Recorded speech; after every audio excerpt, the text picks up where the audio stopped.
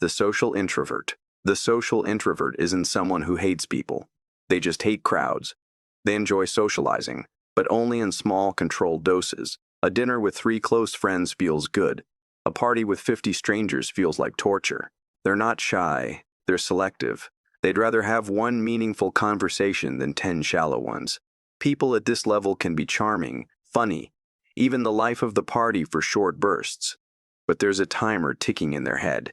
Energy drains fast. After a few hours, they hit a wall.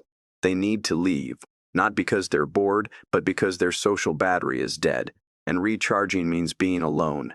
The social introvert often gets misunderstood. Friends think they're flaky because they cancel plans. Coworkers think they're unfriendly because they skip happy hour. But it's not personal, it's survival. They know their limits, and they protect their peace. The key for this type is balance. Say yes to connection, but don't overcommit.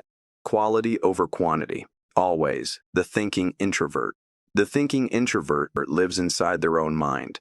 They're daydreamers, philosophers, and overthinkers rolled into one. You could be sitting next to them, and they're 1,000 miles away, lost in thought.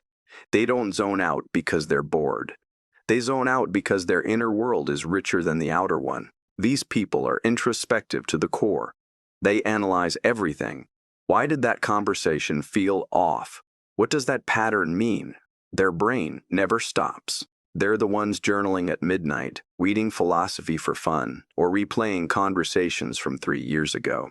Not out of anxiety, but curiosity. Socially, they can seem distant. Not cold, just preoccupied. They might forget to respond to texts because they were too deep in thought. They might seem uninterested in small talk because their mind craves depth.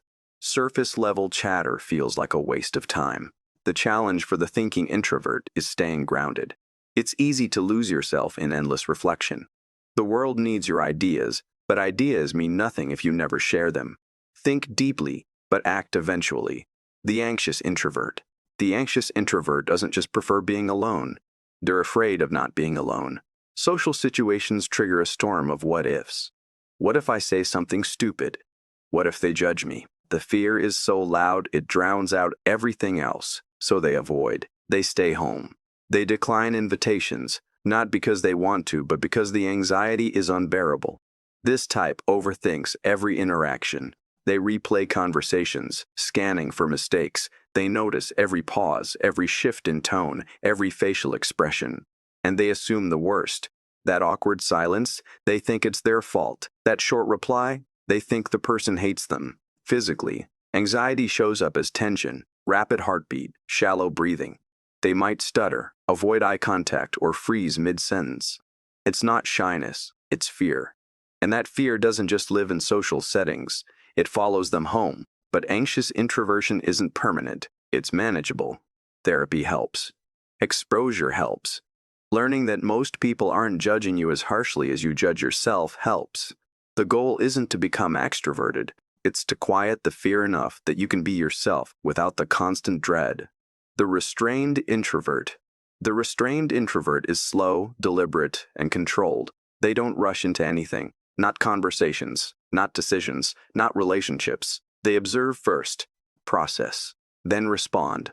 They're the ones who pause before speaking, who think 3 steps ahead, who never act impulsively.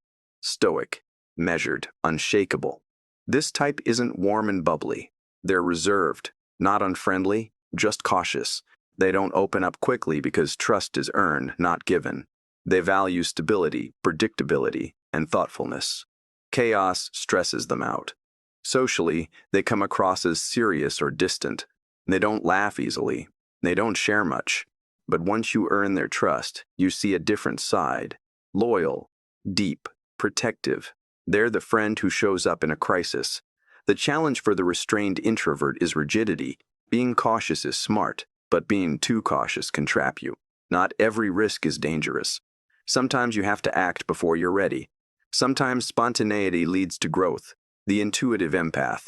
The intuitive empath feels everything, not just their own emotions, but everyone else's too. They walk into a room and immediately sense the mood. Tension, joy, sadness. It hits them like a wave. They absorb it, and they can't turn it off. This makes them incredible listeners, but it also exhausts them. These introverts are drawn to helping others. They're the ones friends call at 2 a.m., the ones who always know when something's wrong. They don't need you to say it, they feel it. But that gift comes with a cost. They struggle to separate their feelings from everyone else's. They take on problems that aren't theirs.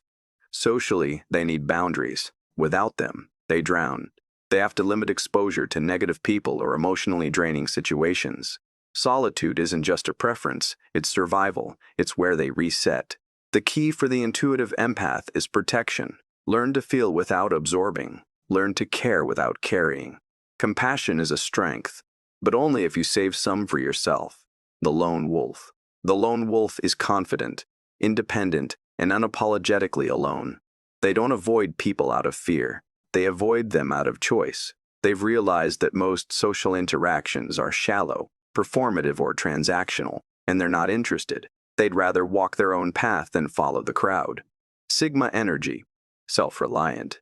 Unbothered. This type doesn't need validation. They don't need a crew. They're comfortable being the outlier, because fitting in feels like compromise.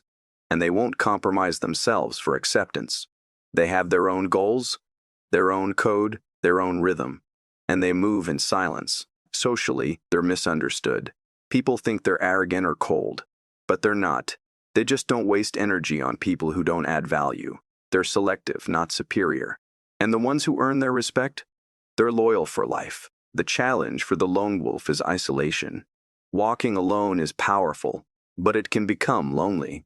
Connection doesn't have to mean compromise.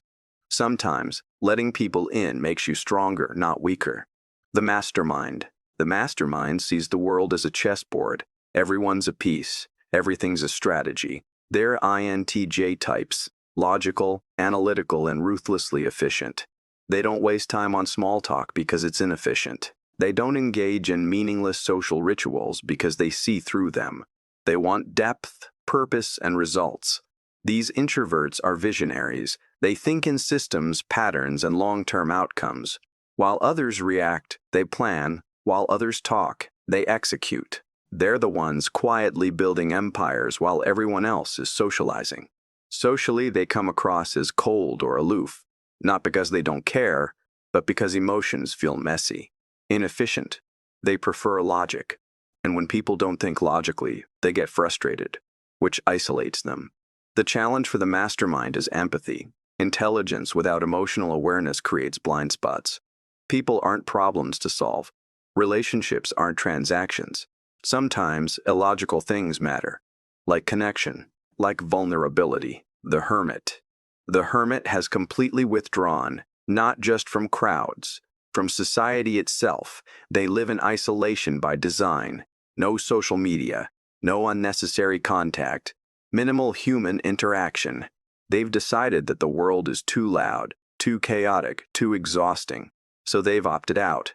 This isn't just introversion, it's extreme seclusion. They might live alone in remote areas, work from home, avoid public spaces entirely. They're not lonely, they're content, because solitude feels like freedom. But the hermit's path is risky.